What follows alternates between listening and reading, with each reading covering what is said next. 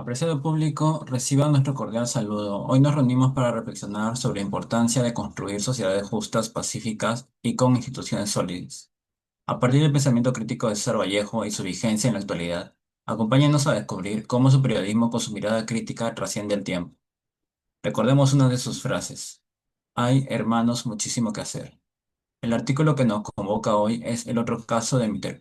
Curwood, que fue escrito en París en agosto de 1927 y publicado en la Revista Mundial edición 380 en septiembre del mismo año. Soy Jesús Guamán y en esta oportunidad me acompañan los siguientes expertos: Jiménez Navidad Sayuri, especialista en Derecho; Aguilar Arimuya Jr., especialista en Educación Primaria; Romero Flores Sofía, especialista en Educación Inicial; Cabrejos Pérez Sakura, especialista en Literatura; Escurra Colonia Rosalinda, especialista en Filosofía y Sociedad. A continuación anunciaremos la tesis y los argumentos como parte del desarrollo. Para el artículo presentado, consideramos que Vallejo plantea la siguiente tesis. En la crisis social y moral de Europa de los años 20, la imparcialidad del sistema judicial no es un principio universal, sino un privilegio que depende del apoyo político y la afiliación colectiva. A continuación, nuestros panelistas desarrollarán los argumentos que sustentan dicha idea, relacionándolos con hechos actuales. A continuación, Jiménez Navidad Sayuri expondrá el argumento 1. La justicia como reflejo de la desigualdad capitalista. Vallejo expone que la desigualdad económica del capitalismo se extiende del sistema judicial.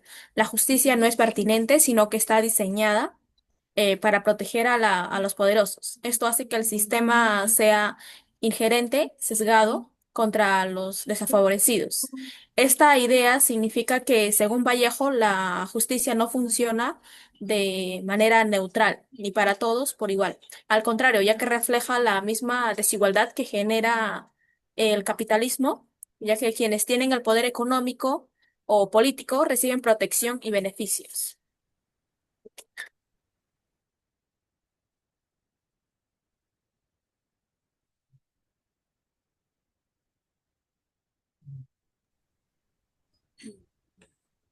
Bueno, La siguiente... sí. Sí, adelante, adelante. Un caso ilustrativo es la comunidad nativa Altomayo Tamaya Sahueto. Tras el asesinato de cuatro líderes indígenas axenincas en 2014, vinculados a la denuncia de tala ilegal, sus familias tuvieron que esperar más de 11 años para que se dictara sentencia, aunque en 2025 se ratificó la condena contra los responsables. Uno de los acusados sigue prófugo y la reparación aún es insuficiente. Este artículo fue publicado en el 2025 por El País. Este caso se relaciona directamente con la ODS 16 en la meta de 16.3, que como meta busca garantizar el acceso a la justicia para todos. La demora en la respuesta judicial evidencia la falta de equidad y debilita la confianza en las instituciones. Gracias.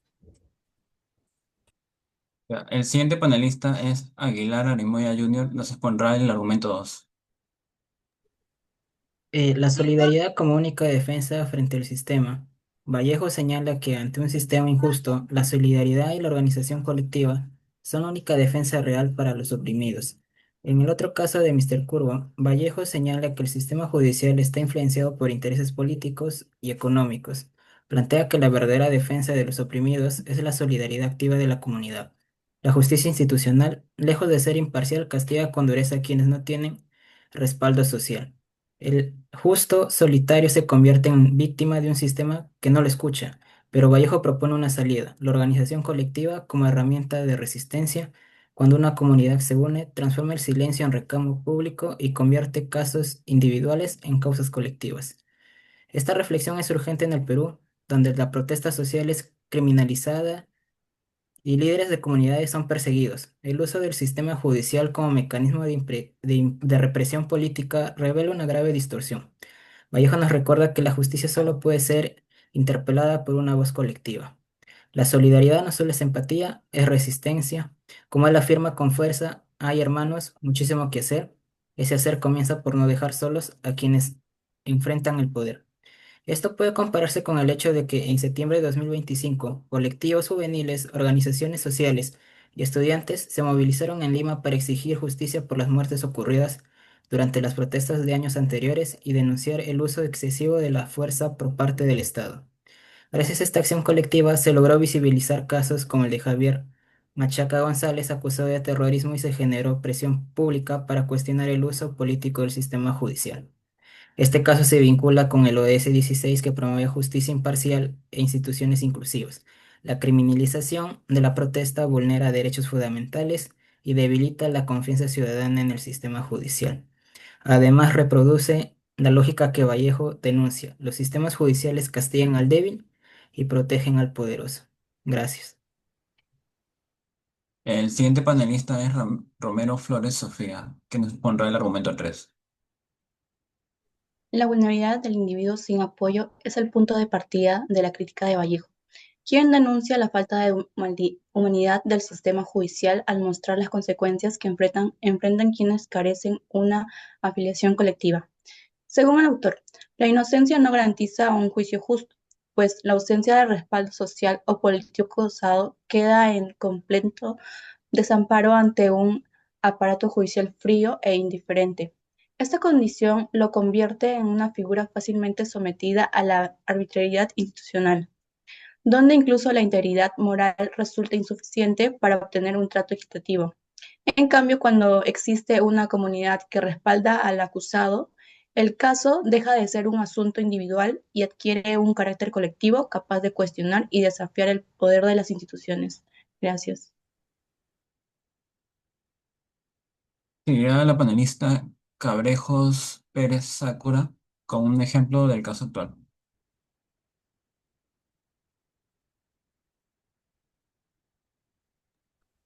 Esta realidad se evidencia en el caso de muchas mujeres víctimas de feminicidio en América Latina, según el artículo Violencia extrema contra la mujer y feminicidio en el Perú. Se documenta cómo la violencia contra mujeres varía según regiones y grupos, evidenciando que en zonas menos favorecidas los riesgos son mayores, cuyos casos no siempre reciben la misma atención ni un proceso justo, especialmente cuando provienen de zonas rurales o no tienen recursos para acceder a un abogado. Por lo tanto, estas personas quedan en vulnerabilidad frente a un sistema que no garantiza justicia de manera equitativa. Y esto además se relaciona con la meta 16.3 de la ODS 16, que busca asegurar que todas las personas tengan el mismo acceso a la justicia, porque sin ello los más indefensos son los más afectados. Gracias.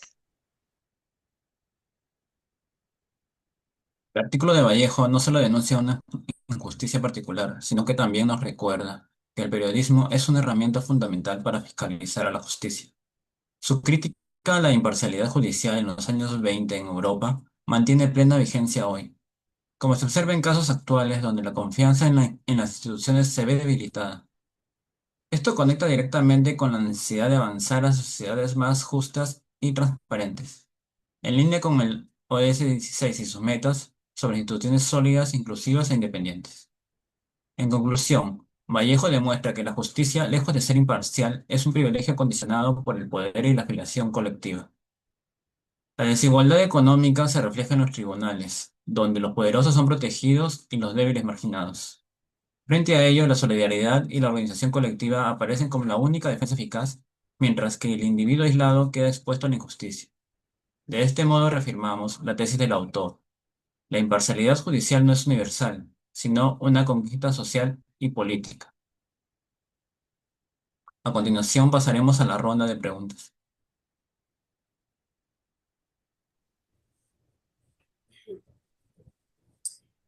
¿Por qué la justicia termina reflejando la desigualdad capitalista? Pues sería porque el sistema judicial está influenciado económicamente y políticamente por, por las estructuras del poder económico, ya sea que genera fallos sesgados que favorecen a los que tienen mayores recursos y no a las personas más vulnerables o pobres. ¿Alguna pregunta adicional? ¿Cómo podemos cuidar y apoyar a quienes no tienen voz ni protección en una sociedad que los deja de lado? Podemos apoyar a quienes no tienen voz, empezando por fortalecer instituciones que sean imparciales independientes y transparentes, porque solo así la justicia no dependerá de la posición social o política de una persona. Pero también es fundamental el papel de la sociedad, practicar la solidaridad, escuchar a quienes son ignorados y darles un espacio para ser visibles. Vallejo nos recuerda que cuando alguien está solo es más vulnerable a la injusticia. Por eso tanto el Estado como los ciudadanos tenemos la responsabilidad de acompañar y proteger a quienes no son respaldados, evitando que sean condenados al olvido. Gracias. Y eso sería el panel. Muchas gracias.